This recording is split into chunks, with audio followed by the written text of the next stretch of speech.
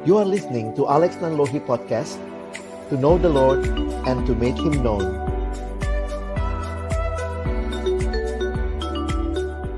Mari sebelum kita membaca, merenungkan firman Tuhan pada pagi hari ini, kita berdoa.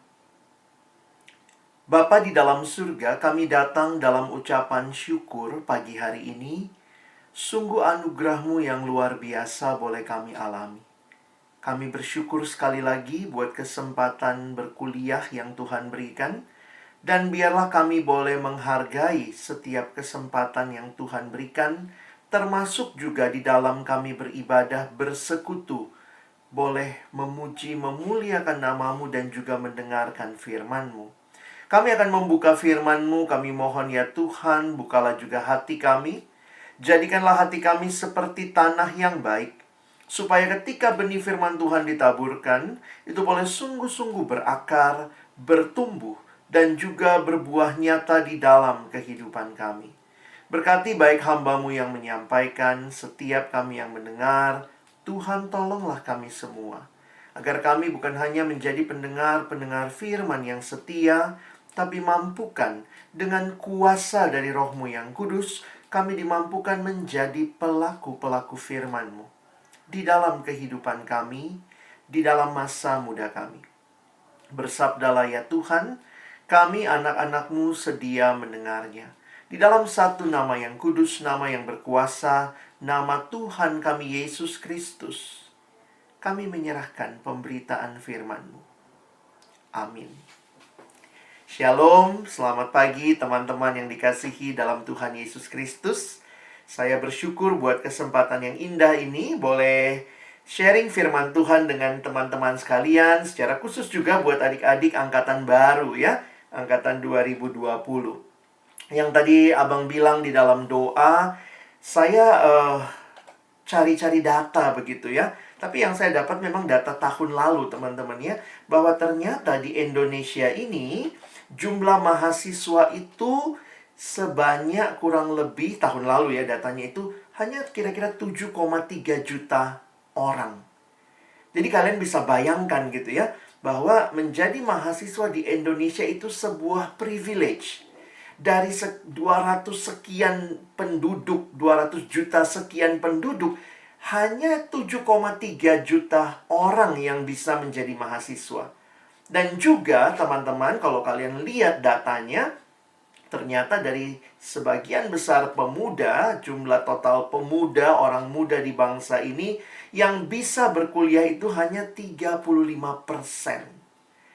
Jadi, waktu saya memperhatikan hal ini, saya makin yakin begitu ya, seperti yang tadi Ibu Lolong katakan, kalau Tuhan pasti punya rencana yang indah untuk sebuah privilege yang Dia kasih. Tidak semua orang bisa berkuliah, tidak semua orang juga bisa dalam perkuliahan itu dapat kesempatan punya ibadah seperti ini. Saya pikir banyak kampus yang juga tidak memiliki kesempatan dibina secara kerohanian. Dan bersyukur teman-teman adalah orang-orang yang beruntung, karena kalian diberikan kesempatan baik berkuliah, dan kalian ada di kampus yang memperhatikan kerohanian, yang betul-betul memperjuangkan hal itu dengan acara-acara seperti ini. Dan juga nanti akan kita lihat ya, sepanjang kita membahas firman Tuhan ini. Tema yang diberikan kepada kita hari ini adalah PSBB begitu ya, persekutuan saling bangun membangun ya. Dan ini menjadi hal yang kayaknya kontekstual, apalagi kalau kalian lagi ada di Jakarta dengan PSBB yang total atau dilanjutkan, apapun istilahnya. Ini membuat kita jadi sadar sebenarnya apa sih yang paling kita butuhkan dalam situasi seperti ini. Nah, Abang ingin mulai dengan mengajak kita berpikir sebentar dan spontan ya. Ini saya pengen lihat aja secara spontan. Tolong kita secara spontan bisa menulis nanti di live chat, singkat aja. Saya cuma tunggu sekitar 1 menit saja. Jadi sesudah itu nggak usah terus-terusan di live chat ya. Saya tidak minta definisi, tapi saya minta kalian berpikir apa hal spontan yang muncul di pikiranmu ketika mendengar istilah ini. Persekutuan, orang percaya, atau gereja, atau komunitas. Apa yang spontan muncul di pikiranmu? Saya nggak minta definisi ya, 1-2 kata cukup. Coba silakan, 1 menit dari sekarang ya. Ibadah, pelayanan, keluarga, berkumpul, pertumbuhan anak Tuhan. Wah, ini baca cepat saya. Kristen, wah. Iman diberkati, pelayanan, pemuridan, bersekutu, pertumbuhan iman. Wow, pelayanan firman, orang percaya, penebusan, melayani, ibadah, kasih anak Tuhan. Diberkati, 30 detik lagi, ekaristi. Oke. Memuji dan memuliakan Tuhan. Persekutuan, belajar Kristen, anak Tuhan, perjamuan. Yesus, wah. Kasih, berdoa, wis, kerinduan, kebangunan rohani, diakonia, wow. Lebih mengenal Tuhan, kerja buat Tuhan selalu manis ya, lagu banget ya. Iman Kristen, kasih, mendekatkan diri dengan Tuhan, perkumpulan, pelayanan, and so on, and so on. Thank you, terima kasih. Komsel, wow, menarik ini ya. Thank you teman-teman. Ya, paling tidak Abang bisa lihat juga bahwa kalian punya konsep tentang persekutuan, gereja, dan komunitas ya. Thank you semua jawabannya tidak sempat saya baca satu persatu. Sebagian besar saya lihat positif. Tapi mungkin juga saya harus mengatakan ada orang yang ketika mendengar istilah persekutuan gereja, mungkin mereka pernah mengalami kekecewaan dengan persekutuan orang percaya. Sehingga bisa jadi juga begitu ya. Tidak sepositif kalian kesannya. Persekutuan, boring. Gereja, capek, males gitu ya. Ini karena kayaknya pagi ini semua semangat banget begitu ya. Nah tapi inilah realita yang muncul di sekitar kita. Di dalam dunia di mana kita hidup. Khususnya di dalam masyarakat modern ya. Kita harus mengatakan dengan jujur bahwa modernitas, manusia yang makin maju secara modern juga cenderung makin egois. Dan ini ternyata bukan hanya berpengaruh dalam kehidupan sosial, termasuk di dalam kehidupan gereja. Saya mengutip seorang bernama David Cook dalam bukunya. Dia mengatakan gini, one of the features of modern culture is our intense population density. Jadi salah satu yang menonjol ya di tengah-tengah masyarakat modern itu adalah kepadatan penduduk. Jadi orang tuh bisa tinggal di satu lokasi banyak banget orangnya. Tapi dia mengatakan our intense population density, yet we lack togetherness. Tinggal bareng-bareng mungkin di gang sempit di dalam perumahan yang sangat padat, tapi kehilangan kebersamaan. Jadi kalian bisa lihat ya, ini pengamatan dia. We have proximity without community. Mungkin kita dekat secara jarak, tapi tanpa yang namanya komunitas. Jadi waktu saya renung-renungkan pernyataan David Cook ini teman-teman ya, Abang jadi berpikir begini, sebenarnya ini bukan sekadar masalah lagi online atau lagi offline. Benar ya? Kalaupun kita lagi offline, kita duduk sebelahan di sebuah ruangan di saat kita ibadah. Duduknya di gereja sebelahan, tapi waktu setiap orang sibuk sama HP-nya masing-masing, you have proximity, but without community. And at the same time, ketika mungkin kita harus terpisah secara jarak, tetapi ketika kita bisa menggunakan teknologi seperti yang kita gunakan sekarang, untuk boleh sharing, untuk boleh kenal, untuk boleh saling mendoakan lebih dalam, saya pikir akhirnya komunitas terjadi. Ya. Jadi memang menarik sekali untuk memperhatikan fenomena ini. Jadi sekali lagi waktu saya merenungkan, saya merefleksikan, ini bukan masalah fenomena sekadar bicara online atau offline. Karena itu saya ingin mendorong kita waktu kita mempelajari firman Tuhan pagi ini, kita akan melihat persekutuan. Saya senang tadi ada yang mengatakan persekutuan atau gereja itu adalah keluarga. Dan itu banyak sekali istilah di dalam Alkitab, ada yang bicara keluarga. Paulus berbicara juga tentang tubuh dari Kristus sendiri. Dan saya ingin mengajak kita melihat sama-sama sisi yang lain pada pagi hari ini di dalam Kisah Rasul pasal yang kedua ayat 41 sampai 47 ya. Silahkan kalau kalian ada Alkitab cetak boleh siapkan sambil dibuka. Kalaupun tidak, Abang sudah tuliskan ayat-ayatnya, saya akan bacakan buat kita. Silahkan perhatikan screenmu. Orang-orang yang menerima perkataannya itu memberi diri dibaptis. Dan pada hari itu jumlah mereka bertambah kira-kira 3.000 jiwa. Mereka bertekun dalam pengajaran rasul-rasul dan dalam persekutuan. Dan mereka selalu berkumpul untuk memecahkan roti dan berdoa. Maka ketakutanlah mereka semua. Sedang rasul-rasul itu mengadakan banyak mujizat dan tanda. Dan semua orang yang telah menjadi percaya tetap bersatu. Dan segala kepunyaan mereka adalah kepunyaan bersama. Dan selalu ada dari mereka yang menjual harta miliknya, lalu membagi-bagikannya kepada semua orang sesuai dengan keperluan masing-masing. Dengan bertekun dan dengan sehati mereka berkumpul tiap-tiap hari dalam bait Allah. Mereka memecahkan roti di rumah masing-masing secara bergilir. Dan makan bersama-sama dengan gembira dan dengan tulus hati sambil memuji Allah. Dan mereka disukai semua orang. Dan tiap-tiap hari Tuhan menambah jumlah mereka dengan orang yang diselamatkan.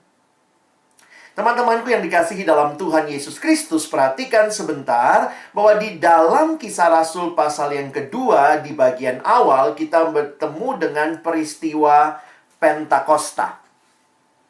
Turunnya Roh Kudus atas para rasul waktu itu, sehingga ketika itu orang-orang dari berbagai bangsa berkumpul di Yerusalem dan mereka mengkhotbahkan firman Tuhan dan mereka bisa mendengar dalam bahasanya masing-masing.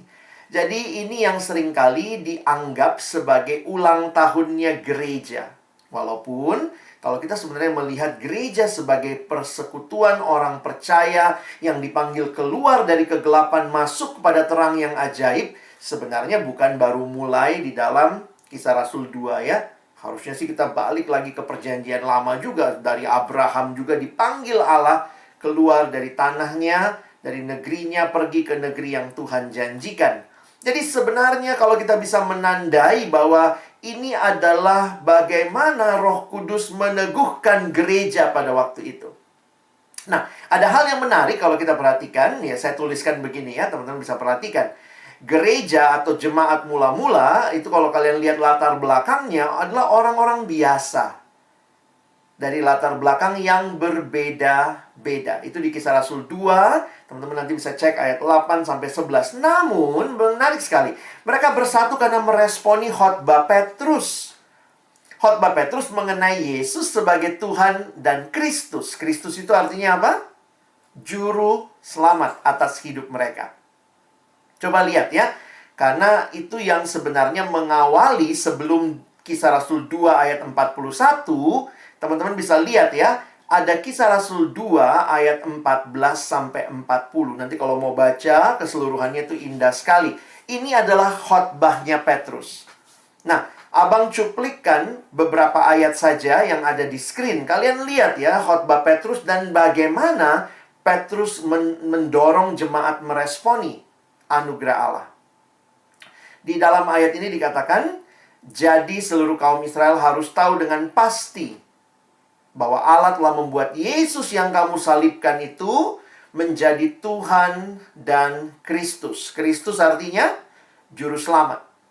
Ketika mereka mendengar hal itu, hati mereka sangat terharu. Lalu mereka bertanya kepada Petrus dan rasul-rasul yang lain, apakah yang harus kami perbuat, saudara-saudara? Nah, perhatikan jawaban Petrus ya. Jawab Petrus kepada mereka, bertobatlah. Dan hendaklah kamu masing-masing memberi dirimu dibaptis dalam nama Yesus Kristus untuk pengampunan dosamu, maka kamu akan menerima karunia Roh Kudus. Teman-teman yang dikasihi Tuhan, keputusan paling penting dalam hidup kita bukan masuk UKI. Bukan saya dapat kuliah yang saya mau. Bukan saya dapat jurusan yang saya mau. Keputusan paling penting dalam hidup adalah apakah engkau sudah menerima Yesus sebagai satu-satunya Tuhan dan Juru Selamat dalam hidupmu. Di tengah-tengah Israel yang waktu itu mereka tidak kenal siapa Tuhan dan Juru Selamat. Ketika Petrus berkhotbah, mereka mengerti, oh Yesus yang mereka salibkan itu, dialah Tuhan, dialah Kristus. Maka kemudian mereka menanyakan pada Petrus, apa yang harus kami perbuat? Dan Petrus berkata, bertobatlah. Hendaklah kamu berdiri dibaptis untuk pengampunan dosamu dan kamu akan menerima karunia Roh Kudus. Apa yang dimaksud dengan bagian ini? Saya melihat bagaimana Petrus mendorong mereka untuk benar-benar menjadikan Yesus sebagai satu-satunya Tuhan dan Juru Selamat dalam hati mereka. Teman-teman sudah ikut KKR. Pertanyaan saya, apakah engkau sudah buka hatimu terima Yesus? Kalian disambut bukan sekadar disambut dengan berbagai ceramah, berbagai pemahaman yang perlu sebagai mahasiswa. Tapi kalian disambut dengan ibadah yang di dalamnya firman Tuhan diperdengarkan, Kristus diberitakan, dan mendorong engkau untuk buka hati terima Yesus. Sudahkah kita alami itu? Mengalami karya salib Kristus yang menyelamatkan setiap kita yang percaya. Karena salibmu, ku hidup. Karena salibmu, ku menang. Dan anugerah Allah ini yang kemudian harus kita responi. Setelah kita terima Yesus, terima Yesus bukan akhir dari perjalanan hidup rohani kita, ya. Sekali lagi saya menantang kalau kalian belum pernah sungguh-sungguh dalam hatimu terima Yesus sebagai Tuhan dan Juru Selamatmu satu-satunya, buka hatimu. Undanglah Yesus, jadikan Dia sebagai Tuhan dan Juru Selamat satu-satunya buat hidupmu. Teman-teman, Kak Alex sebenarnya dalam pengalaman pribadi juga, saya dari kecil Kristen. Ya, karena saya pikir papa saya Kristen, mama saya Kristen, masa saya agama lain begitu ya. Saya lahir di keluarga yang sudah Kristen sejak kecil, saya sudah ke gereja, saya pun bahkan aktif di gereja di masa remaja saya. Tapi secara pribadi saya baru kenal Tuhan Yesus dalam masa saya SMA kelas 1. Di saat itu dalam sebuah acara, dalam sebuah camp, ada KKR yang disampaikan. Ada pembicara yang waktu itu kemudian menyatakan, apakah engkau sudah kenal siapa Yesus secara pribadi buat dirimu? Saya pikir dari kecil gue udah Kristen. Lahir di keluarga Kristen. Saya udah pelayanan bahkan. Tapi sebenarnya saya sadar di lubuk hati saya yang terdalam, semua itu hanya kekristenan tradisi. Kristen KTP, Kristen tanpa pertobatan, Kristen tanpa perubahan, Kristen tanpa pertumbuhan. Pokoknya Kristen aja, senang aktivitas, ikut kebaktian karena senang nyanyi, ya suka nyanyi, suka sibuk-sibuk ya ikut pelayanan. Tapi saya belum pernah betul-betul menerima Yesus sebagai Tuhan dan Juru Selamat saya secara pribadi. Dan waktu itu, saya ditolong melalui seorang abang yang membimbing, melihat siapa Yesus dalam hidupmu. Dan bagi saya itu pengalaman saya berjumpa dengan Kristus secara pribadi. Dan saya rindu teman-teman, bukan cuma kamu lahir dalam keluarga Kristen. Apakah engkau punya komitmen yang jelas kepada Yesus? Dan engkau punya perubahan hidup yang jelas karena engkau mengalami anugerah Allah. Nah, karena itu kita lihat ya, bagaimana kelanjutan ceritanya. Kalau tadi khotbah Petrus menantang mereka terima Yesus, maka lihat apa yang terjadi. Luar biasa teman-teman, Alkitab mencatat bertambah kira-kira 3.000 jiwa. Orang-orang yang menerima perkataannya itu, perkataan Petrus ya, memberi dibaptis, dan pada hari itu jumlah mereka bertambah kira-kira 3.000 jiwa. Nah, apa yang terjadi selanjutnya setelah mereka percaya? Nah, ini yang saya rindukan kita refleksikan hari ini dalam tema PSBB kita, What Next? Ya, bukan cuma ikut KKR, angkat tangan, terima Yesus. Oh, saya buka hati, terima Yesus. What next? 3.000 orang. Wow, ini satu tuaian yang luar biasa. Dan bagi saya ini luar biasa sekali. Ayat yang akan kita baca, atau yang telah kita baca tadi, Kisah Rasul 2 ayat 41-47, saya meminjam satu penjelasan yang diberikan oleh seorang bernama John Stott, seorang teolog. Dia memberikan 4 ciri gereja atau persekutuan yang dipenuhi Roh Kudus. Sebenarnya teman-teman harus memahami ya, waktu bicara gereja ini bukan bicara institusinya. Tetapi gereja adalah setiap orang yang sudah percaya menjadikan Yesus sebagai Tuhan dan Juru Selamat. Gereja adalah orangnya. yang sudah mengalami hidupnya diubahkan oleh Tuhan. Nah, ada 4 ciri gereja, persekutuan, jemaat yang dipenuhi oleh Roh Kudus. Nah, saya akan mengajak kita melihat satu demi satu, ya. Nah, saya pinjam dalam bahasa Inggris sesuai dengan buku yang saya pakai. Dia mengatakan bahwa perhatikan di dalam ayat-ayat yang muncul di awal, gereja atau jemaat yang dipenuhi Roh Kudus, cirinya adalah belajar, ya. It was a learning church. Perhatikan ayat 42. Dikatakan mereka bertekun. Nah, istilah itu menarik ya, bertekun di situ dipakai istilah devoted. Jadi bertekun itu fokuskan diri. Apa fokus pertama mereka?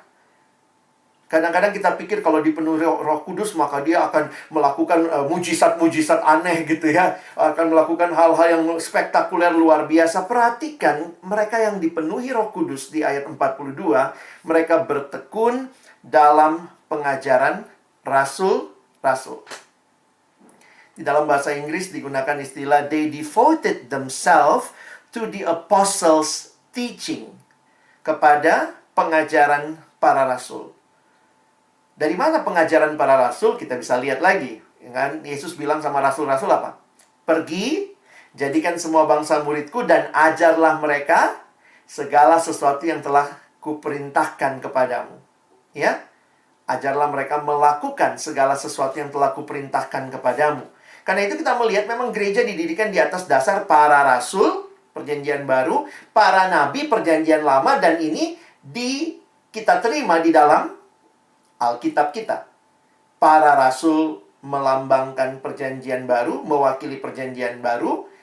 Para nabi Perjanjian Lama, makanya sekarang kita melihat sumber ajaran Alkitab adalah firman Tuhan.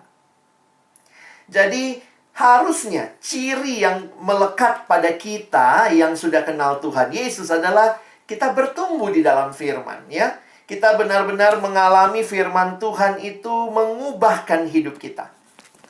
Makanya, ya abang pikir dari kecil sih kita udah memahami ya, firman-Mu itu pelita bagi kakiku, terang bagi jalanku. Itu bukan basa-basi.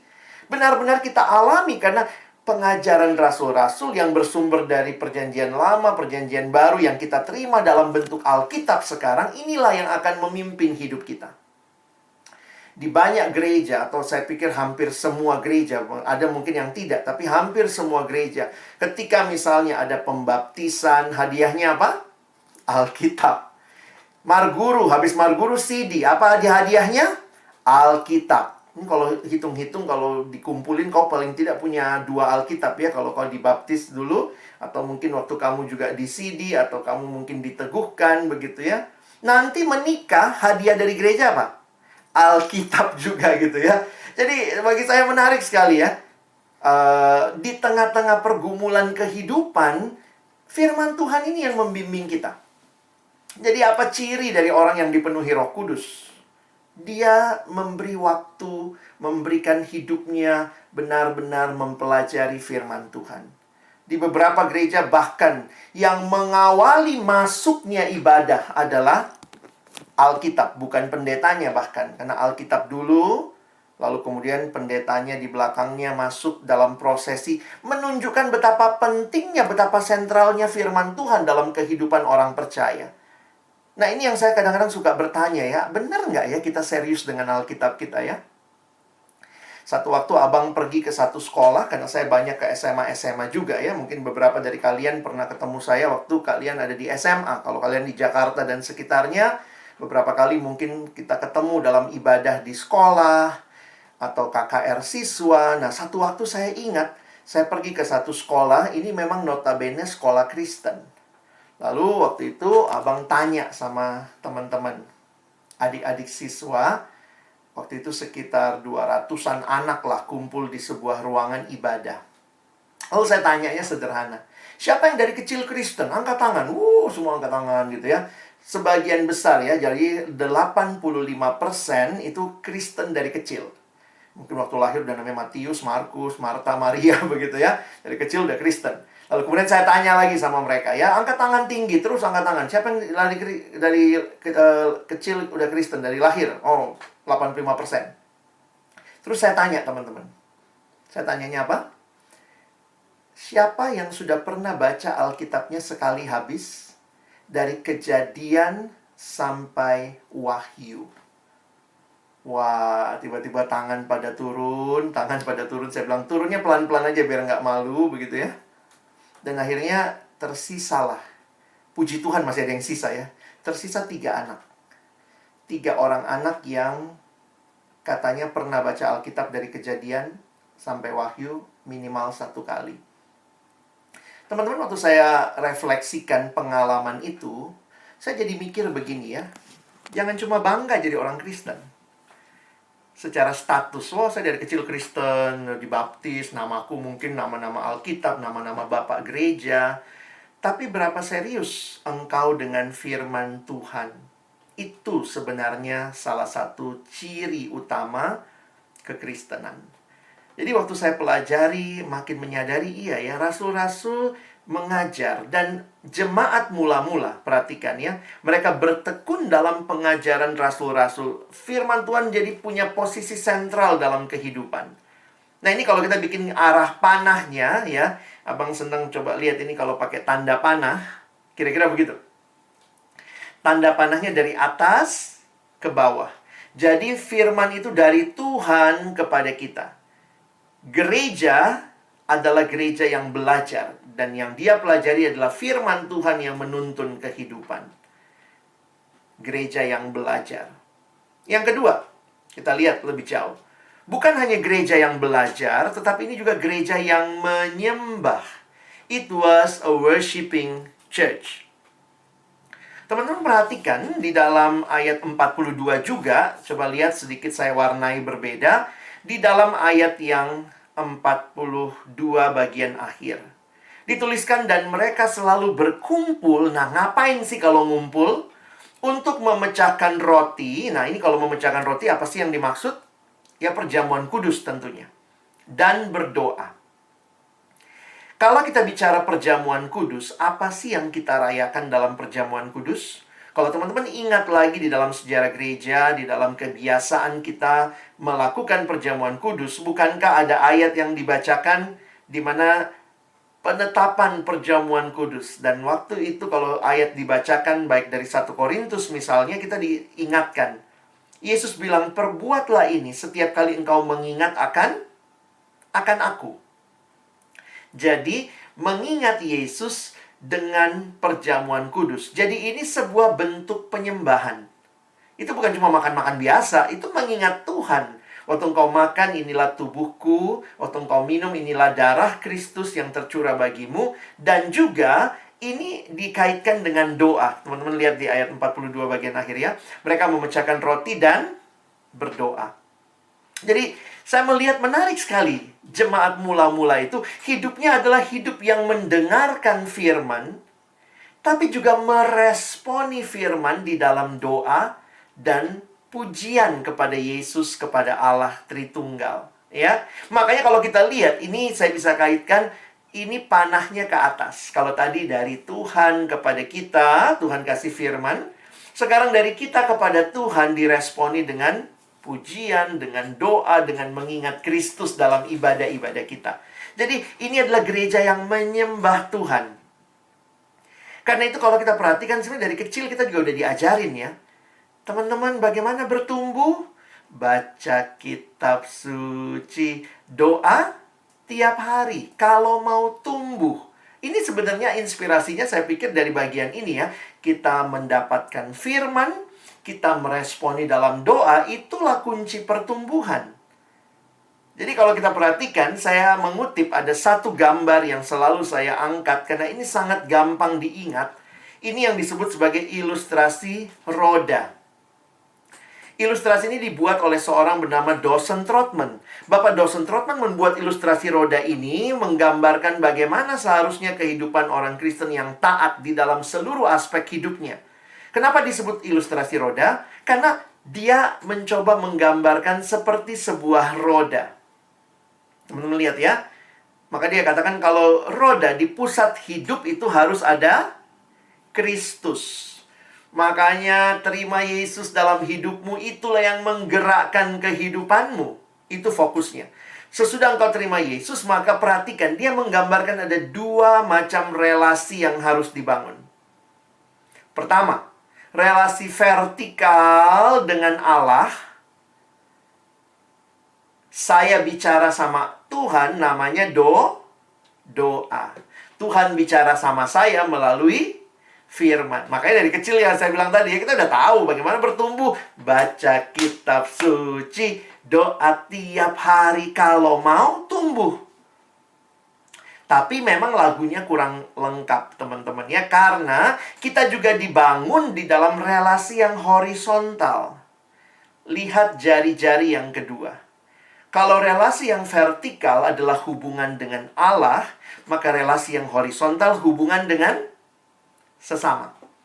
Nah, inilah hubungan dengan sesama. Hubungan dengan sesama ada dua aspek. Doa juga begitu tadi ya. Vertikal juga begitu. Saya bicara sama Tuhan, Tuhan bicara sama saya. Nah, horizontal ada dua aspek juga.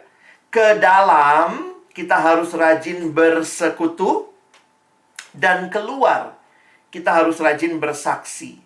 Jadi sebenarnya kehidupan orang Kristen yang utuh bukan cuma rajin doa, nggak mau persekutuan, cuman seneng baca firman tapi nggak mau melayani, nggak mau bersaksi, atau cuman seneng firman dan doa tapi nggak mau bersekutu, nggak mau bersaksi, nggak mau memberi diri bagi sesama. Saya pikir bukan demikian, ya. Dan inilah yang teman-teman bisa perhatikan sebenarnya muncul dengan jelas di ayat-ayat berikutnya. Ayat 42 menyatakan hubungan vertikal dengan Tuhan, kepadanya saya berdoa, daripadanya saya terima firman, maka lihat lanjutnya. Gereja yang ada di Kisah Rasul di Yerusalem ditandai, cirinya adalah gereja yang mengasihi. It was a loving church. Nah, teman-teman bisa lihat ya. Lovingnya bagaimana? Kalau tadi relasinya ke atas, ke bawah, vertikal. Sekarang relasinya horizontal. Tapi ini gambarnya gimana ya? Begini aja lah ya. Mereka bersekutu. Ini ke dalam. Lihat arah panahnya ke dalam. Masih di ayat 42. Sebenarnya ayat 42 aja kalau dibahas tuh indah banget ya. Mereka bertekun dalam pengejaran rasul-rasul. Itu vertikalnya. Dan dalam persekutuan, itu horizontalnya. Dan kemudian bukan cuma bertekun dalam persekutuan, bilang, oh ya kita satu persekutuan. Tapi datang teman-teman ya, kumpul, itu yang muncul. Dan perhatikan. Ayat, saya kutip aja beberapa ayat ya. Lihat ayat 44. Dan semua orang yang telah menjadi percaya, semua yang telah terima Yesus, 3.000-an orang loh. Tetap bersatu. Dan segala kepunyaan mereka adalah kepunyaan bersama. Wih, apa ini? Apakah ini jadi Marxisme? Komunis? Tidak. Sebenarnya ini prinsip kekristenan. Prinsip di mana kita care satu sama lain. Jangan berpikir ini prinsip komunis yang akhirnya kemudian pokoknya ini punyaku, punyamu. Tapi ada batasannya. Dari mana kita bisa lihat? Lihat ayat 45. Dan selalu ada dari mereka yang menjual harta miliknya. Jadi bagi saya, menafsirkan segala kepunyaan mereka adalah kepunyaan bersama. Itu bicara kepekaan melihat apa yang orang lain butuhkan. Itu dijelaskan di ayat 45. Dan selalu ada dari mereka yang menjual harta miliknya, lalu membagi-bagikannya kepada semua orang sesuai dengan keperluan masing-masing. Wow, kalau ini diterapkan sebenarnya indah sekali ya. Kehidupan kerohanian yang utuh. Kerohanian yang digerakkan oleh Roh Kudus membuat kita pun berbagi apa yang kita punya. Banyak orang kecewa dengan gereja karena dianggap, gereja mah cuma peduli sama yang kaya doang gitu ya. Tuh kalau yang kaya aja didatengin sama majelisnya, pendetanya main ke rumahnya. Kalau nggak kaya, kadang-kadang kita bisa sangat kecewa dengan hal seperti itu. Tapi gereja mula-mula memberi teladan yang indah. Bersatu dan berbagi. Bersatu tapi peka melihat kebutuhan orang lain. Jadi indah sekali ya teman-teman kalau kita perhatikan, bukan hanya relasi dengan Tuhan yang bagus, tapi relasi dengan sesama. Ini sesama orang percaya, mereka bersekutu. Perhatikan ayat selanjutnya ya, ini masih dalam konteks persekutuan ya.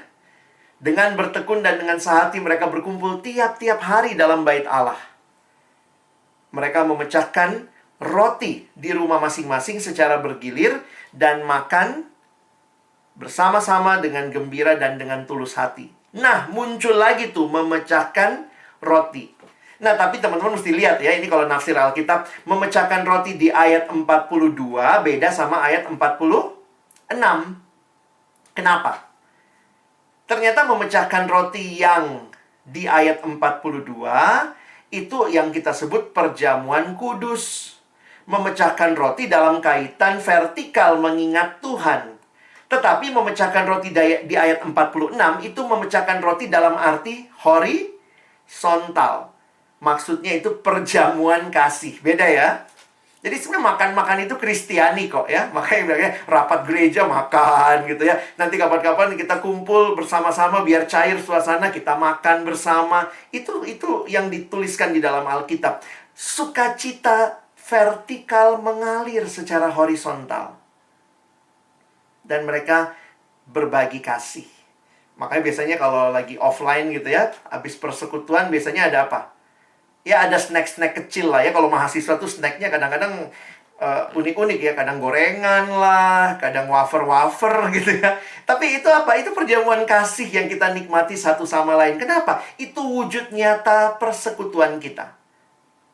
Perjamuan kudus, vertikal, perjamuan kasih, horizontal. Makanya saya katakan ayat ini lengkap banget. Kisah Rasul 2 ini menunjukkan kepada kita dinamika yang indah dari jemaat mula-mula ketika mereka percaya. Nah, sekarang perhatikan juga. Bukan hanya masalah persekutuan seperti ini, teman-teman lihat kalimat berikut. Lihat yang abang warnai. Masih ingat tadi berapa yang bertobat? 3.000 orang. Nah, dituliskan tempat mereka berkumpul. Bagi saya menarik nih. Pertama, dalam bait Allah. Ya, bait Allah tuh luas ya. Memang mereka biasanya katanya berkumpul di pelatarannya atau di bagian yang luas. Jadi kalau dibilang 3.000 orang kumpul di bait Allah masih logis lah. Ya, bait Allah tuh besar. Tapi yang menarik ada kalimat selanjutnya. Mereka memecahkan roti di rumah masing-masing secara bergilir dan makan bersama-sama dengan gembira dan tulus hati. Pertanyaannya sekarang begini, kok ada kalimat di rumah masing-masing? Ini berarti apa? Rumah siapa yang muat 3.000 orang? Itu rumah atau lapangan bola kalau bisa muat 3.000 orang? Berarti, abang menyimpulkan begini. Jemaat perdana, jemaat mula-mula dalam Kisah Rasul 2, mereka bersekutu baik di dalam persekutuan besar maupun di dalam kelompok yang lebih kecil. Tadi ada yang bilang ya, apa yang kamu dengar, ingat kalau bicara persekutuan? Komsel. Wah ya. Nah ini nih gambarannya. Ada yang ingatnya ibadah gereja. Wah kalau kamu gerejanya besar, iya bang, kami tiap minggu 3.000 kumpul kalau offline. Tetapi juga ada kelompok kecil. Dan saya lihat itu kelompok-kelompok rumah, kelompok-kelompok sel, kelompok kecil, KTB, kelompok tumbuh bersama. Itu sudah menjadi model dari jemaat sejak pertama. Wah indah banget ya. Ke atas beres, ke dalam juga beres. Tapi bukan cuma itu teman-teman. Yang terakhir, keluar juga mereka bermisi. It was an evangelistic church. Ini adalah gereja yang bermisi, gereja yang bersaksi, gereja yang tidak hidup bagi dirinya sendiri. Sehingga lihat, ini adalah wujud nyata horizontal. Horizontal ke dalam, sesama orang percaya bersekutu, tetapi juga keluar. Nah, ini gambarnya. Keluar, mereka bersaksi. Dan itu terlihat jelas di ayat 47. Dan mereka disukai semua orang, dan tiap-tiap hari Tuhan menambah jumlah mereka dengan orang yang diselamatkan. Teman-teman lihat gereja mula-mula menjadi gereja yang bersaksi, bukan cuma kuat ke dalam, tapi juga jadi berkat keluar. Dan dari sini saya melihat ini menggenapkan apa yang Tuhan Yesus katakan kalau Roh Kudus hadir. Maka apa yang terjadi? Yesus sudah menubuatkan itu kan di dalam Yohanes 15. Jikalau penghibur yang akan kuutus dari Bapa datang, yaitu roh kebenaran yang keluar dari Bapa, ia akan bersaksi tentang aku. Tetapi kamu juga harus bersaksi, karena kamu dari semula bersama-sama dengan aku. Ini kalimat Yesus buat para rasul, menegaskan bahwa mereka tidak akan hanya hidup bagi diri mereka sendiri. Nah, teman-teman renungkan sebentar ya. Waktu abang merenungkan ayat ini jadi ngeliat ya. Sekarang kan banyak yang ngajarin, oh kalau orang dipenuhi Roh Kudus nanti dia bisa beginilah, dia bisa bikin mujizat lah, dia lakukan ini dan itu. Sebelum itu terjadi, lihat dulu nih. Gereja yang dipenuhi Roh Kudus adalah gereja yang mau belajar firman, mau menyembah Allah, mau bersekutu, dan juga bahkan bersaksi bagi dunia. Sederhana. Dipenuhi Roh Kudus bukan masalah dia bisa bahasa apa dan dia bisa mengatakan mujizat apa, tapi yang paling mendasar, apakah ini terjadi? Orang Kristen yang taat ada Kristus di pusat hidupnya, lalu kemudian relasi vertikalnya beres, relasi horizontalnya juga indah. Makanya lagunya harus ditambah kali teman-teman. Nanti kalian bikin lagu baru ya. Bagaimana bertumbuh adik-adik? Baca kitab suci, doa tiap hari, rajin bersekutu, dan giat bersaksi. Lanjutannya abang nggak tahu lagi gitu ya. Ini menunjukkan bahwa sebenarnya keindahan kehidupan yang Tuhan berikan bagi kita.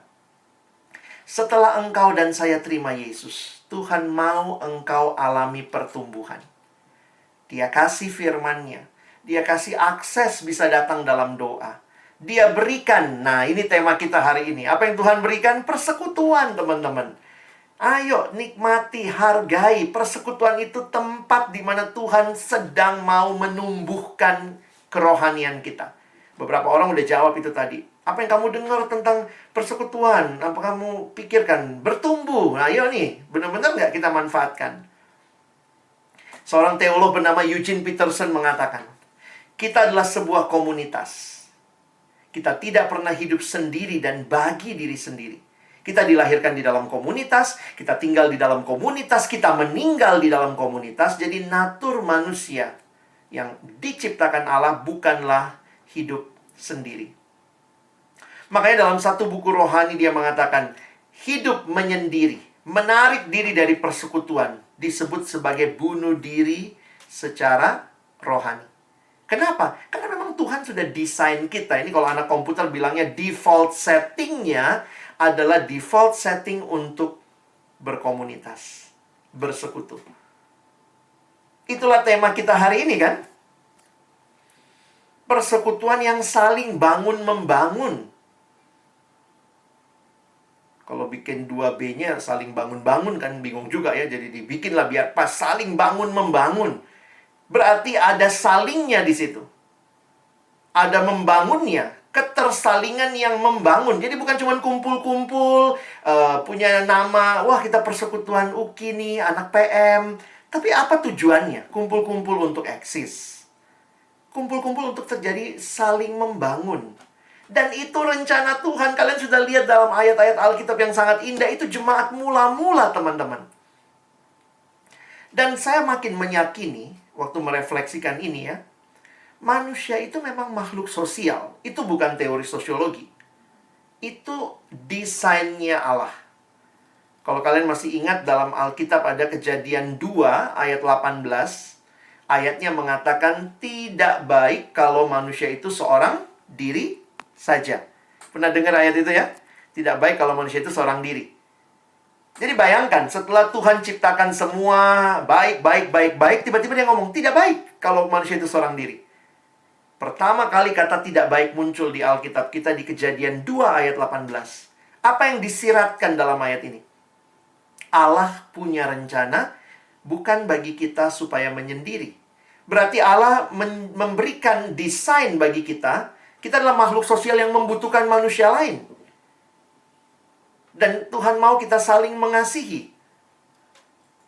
John Stott lagi saya kutip, mengatakan kalimat ini. Sebagaimana ikan dibuat untuk air, umat manusia dibuat untuk kasih. Untuk mengasihi Allah dan mengasihi sesama kita. Nah, itu yang kita sudah pelajari. Ikan aja dibuat untuk air. Maka kalau ada ikan bilang, saya nggak butuh air, saya nggak butuh air, saya ikan reformasi, saya nggak butuh air, saya keluar dari air. Ya silahkan. Begitu dia keluar dari air, mungkin 5 menit pertama dia masih rasa bebas. Gitu ya. Wah, bebas, bisa ngapain. 5 menit berikutnya, mulai MPP teman-teman, mati, pelan-pelan. Kita diciptakan oleh Allah untuk mengasihi. Kita butuh orang lain. Itu desain Tuhan. Bahkan kalimat dalam 1 Yohanes mengatakan, dari mana orang tahu kamu murid-muridku, kata Yesus. Itu refleksi dari Yohanes 13 ya. Lalu kemudian Rasul Yohanes menulis lagi di 1 Yohanes 4. God's love is seen in how Christians love one another. Wah, jadi kata utama, salah satu kata utama di Alkitab kalau kalian mau pelajari untuk dirimu adalah kata saling. Ya. Jadi kalau kita bilang hari ini persekutuan saling bangun-membangun, kata saling itu ada dalam Alkitab banyak, dan itu yang kita biasa pasti perhatikan, itu ketersalingan itu, one another ya. Coba lihat ini beberapa ayatnya nih. One another, kita harus saling mendahului, memberi hormat, kita harus menerima satu sama lain, kita harus peduli satu sama lain. Jadi waktu saya perhatikan, gimana jadi orang Kristen lalu nggak mau bersekutu? Gimana ngalamin semua ini? Padahal banyak banget tuh. Harus saling membangun, saling menasehati, saling mengaku dosa, saling mendoakan. Kekristenan itu bukan hidup sendiri, bukan. Sejelek-jeleknya persekutuan, memang persekutuan nggak ada yang sempurna. Tapi di tempat itu Tuhan hadirkan kita untuk mengalami ketersalingan ini. Ada yang bilang sama saya waktu itu, malas saya datang bang persekutuan. Kenapa? Orang-orangnya munafik. Saya bilang, oh gitu ya. Ayo kamu join aja, tambah lagi satu orang munafik kan. Yang sedang mau dibentuk, mengubah yang munafik jadi yang hidup benar. Dan tidak ada dari kita yang sudah sempurna. Mari kita gandeng tangan sama-sama. Tidak ada persekutuan yang sempurna. Pasti nggak ada persekutuan yang sempurna. Dalam dunia ini selama engkau masih hidup, nggak ada persekutuan yang sempurna. Tidak ada gereja yang perfect. Tapi di dalam gereja yang tidak perfect itulah kita diajak untuk saling mengampuni. Kalau di situ terjadi saling mengampuni, berarti ada orang yang bikin salah. Berarti nggak perfect. Iya ya, saya pikir Tuhan realistis. Waktu Tuhan hadirkan persekutuan, Tuhan mau kita hadir belajar saling mengampuni. Jadi ada yang bilang gini, kalaupun kamu ketemu satu gereja yang perfect banget di dunia ini, wah luar biasa perfectnya, sempurna banget gereja ini. Terus kamu daftar, kamu join gereja itu, maka begitu kamu join di gereja itu, langsung gereja itu jadi gereja yang nggak sempurna. Bisa nangkep pesannya? Gara-gara siapa nggak sempurnanya? Gara-gara kita yang masuk gitu ya. Jangan menuntut kesempurnaan, tapi mari praktekkan ketersalingan, one anotherness, one anothering. Ini banyak sekali di Alkitab. Jadi kalau kita benar-benar mau ikuti Alkitab, kita nggak bisa nggak datang persekutuan. Sorry, saya nggak punya cara lain mengatakannya. Ya, ini bukan promosi persekutuan, ini kebutuhan kok. Kamu butuh seperti ikan butuh air, kan ikan nggak mesti dipromosiin. Ikan, air itu luar biasa loh ikan. Lalu nanti kau tolong pilih lah, mau di air apa di luar air. Itu kan bodoh namanya. Saya nggak sedang promosi persekutuan, saya nggak dibayar apa-apa untuk promosi persekutuan kalian. Tapi saya hanya ingin ingatkan, kamu butuh persekutuan, saya butuh persekutuan. Itu apa? Itu desainnya Tuhan buat diriku. Sehingga lihat, ini kurang banyak nih, one anothering-nya. Ini abang tambahin nih. Silakan, lihat lagi. Nanti screenshot lah ya, cari ayat-ayatnya. Jadi kalau mau jadi Kristen yang sungguh-sungguh, nggak bisa lepas dari persekutuan orang percaya. Karena disitulah cara Tuhan memberikan pertumbuhan bagi kita. Bagi saya mengerti hal ini sangat challenging ya. Wow. Sehingga saya kutip kalimat dari seorang bernama Timothy Keller. Abang nggak punya waktu menjelaskan semuanya, tapi dia mengatakan peran komunitas Kristen. Dia katakan begini, kita tidak dapat mengenal Allah terpisah dari komunitas. Kita tidak dapat mengalami perubahan yang dalam terpisah dari komunitas. Bahkan kita tidak dapat memenangkan dunia ini. Kadang-kadang kita gitu, mau bersaksi bagi dunia tanpa komunitas. Engkau mau kenal Allah? Datang kepada komunitas yang Tuhan berikan. Engkau mau mengalami perubahan, aduh kenapa aku nggak bisa tinggalkan ini ya, kebiasaan ini, Tuhan tolong aku. Tuhan bilang, tuh datang ke komunitas. Aku akan pakai komunitas itu membentuk hidupmu. Tuhan, aku ingin bersaksi bagi dunia. Terlibat dalam komunitas.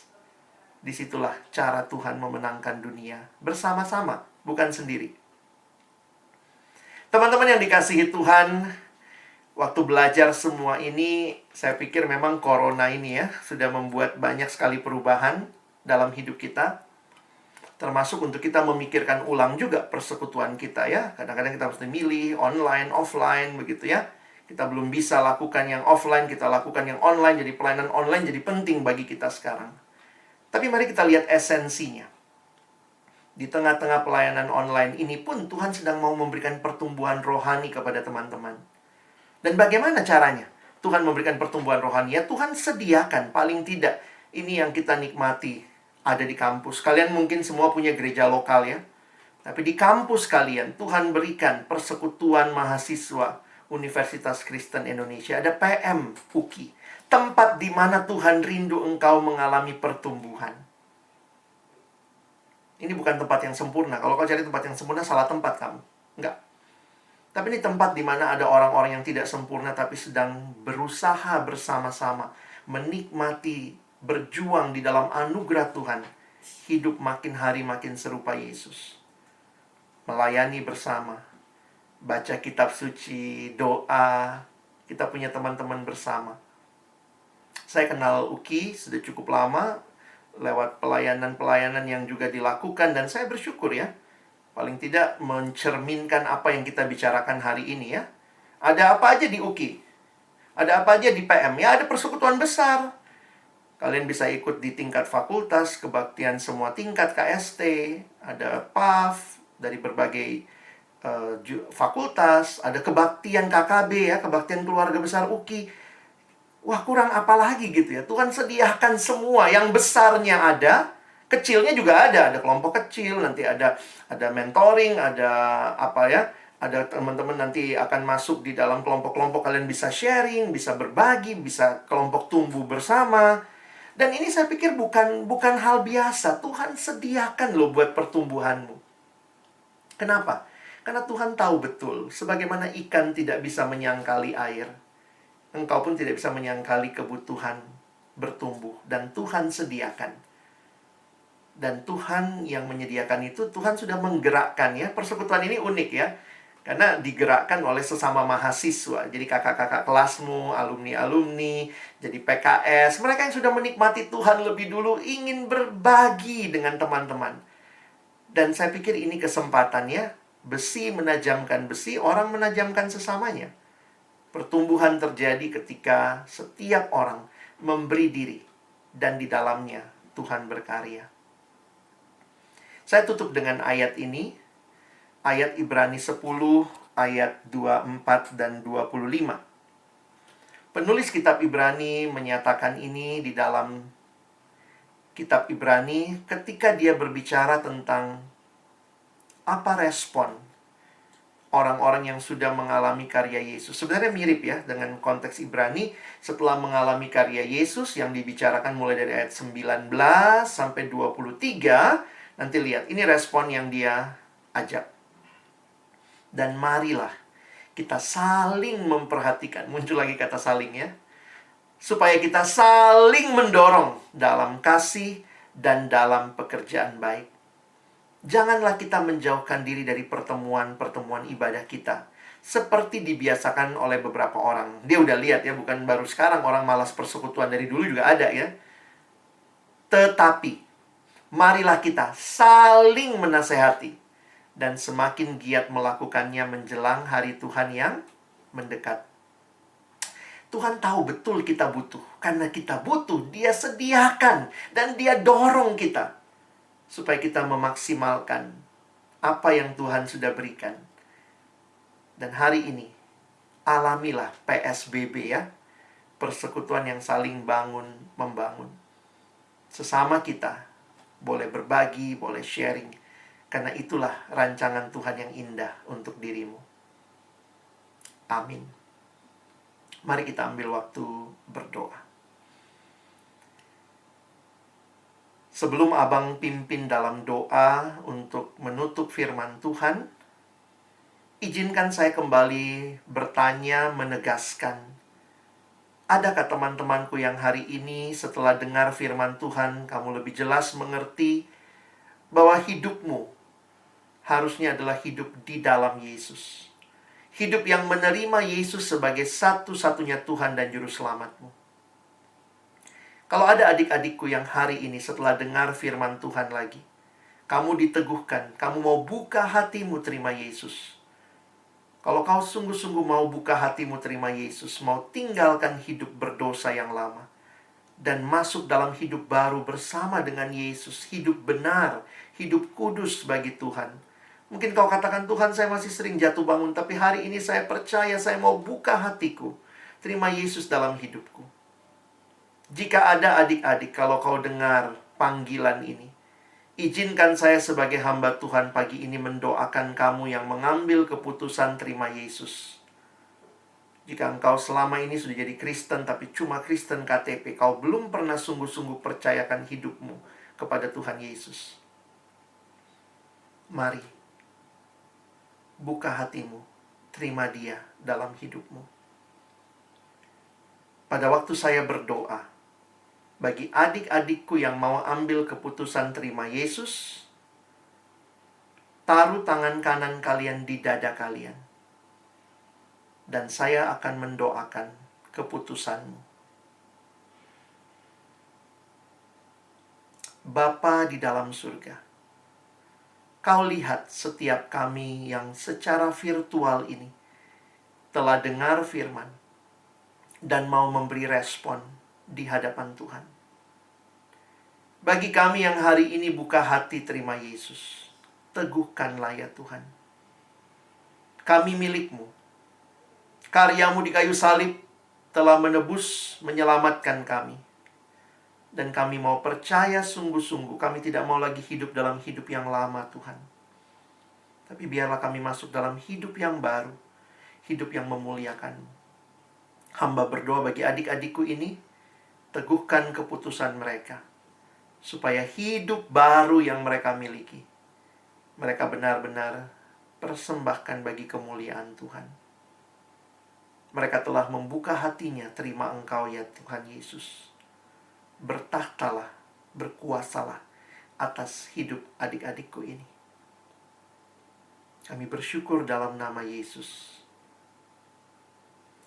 Selanjutnya, jika tadi kita sudah dengar firman betapa pentingnya persekutuan, PSBB, dan Tuhan sediakan persekutuan di kampus, di UKI, baik di tingkat universitas, di tingkat fakultas. Ada orang-orang yang memberi diri menjadi pemimpin-pemimpin bagi engkau, bagi teman-teman angkatan baru secara khusus. Siapa yang berkata kepada Tuhan, Tuhan tolong saya rindu menggenapkan firman-Mu untuk tidak menjauhkan diri dari pertemuan-pertemuan ibadah. Tuhan, saya mau bertumbuh. Dan terima kasih di kampus ini Kau sediakan sarana pertumbuhan bagiku. Mungkin buat teman-teman mahasiswa lama, kalian juga sudah mulai jauh dari persekutuan.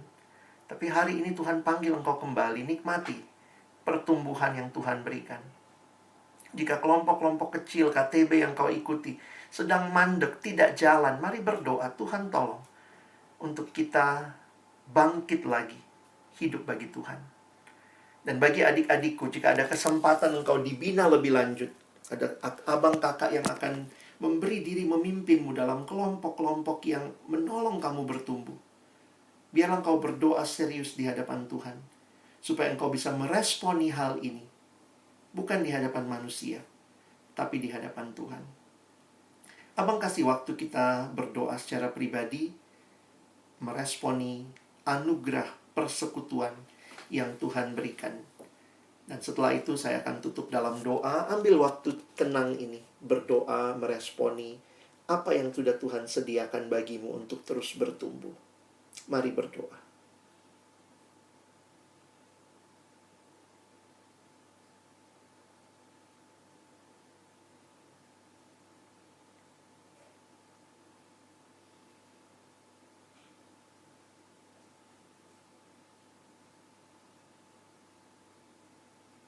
Tuhan, terima kasih banyak karena firman-Mu jelas menyatakan kerinduan-Mu ya Tuhan kepada kami. Belajar dari jemaat mula-mula yang dipenuhi Roh Kudus. Mereka adalah jemaat yang belajar firman Tuhan, hidup dalam firman. Mereka adalah jemaat yang menyembah Tuhan, meresponi setiap anugerah Tuhan. Mereka juga adalah jemaat yang bersekutu, menikmati kesatuan di dalam Tuhan. Kesatuan yang nyata, saling berbagi, saling membangun, tidak peka dengan kebutuhan orang lain. Dan bahkan jadi persekutuan yang bersaksi dan banyak orang yang mengenal Tuhan lewat hidup dan kesaksian mereka. Ini juga doa kami yang hari ini sudah dengar firman. Kalau ada kesempatan yang Tuhan berikan, ada persekutuan yang Tuhan hadirkan di kampus kami, tolong kami meresponinya dengan benar di hadapan Tuhan. Sekali lagi terima kasih karena firman-Mu telah diberitakan. Terima kasih buat setiap hati yang hari ini kembali diteguhkan. Baik menerima Yesus, baik meresponi kesempatan bersekutu yang Tuhan berikan. Tolong kami, bukan cuma jadi pendengar firman, tapi jadi pelaku-pelaku firman-Mu. Sekali lagi kami bersyukur, kami berdoa di dalam nama Tuhan Yesus Kristus. Amin.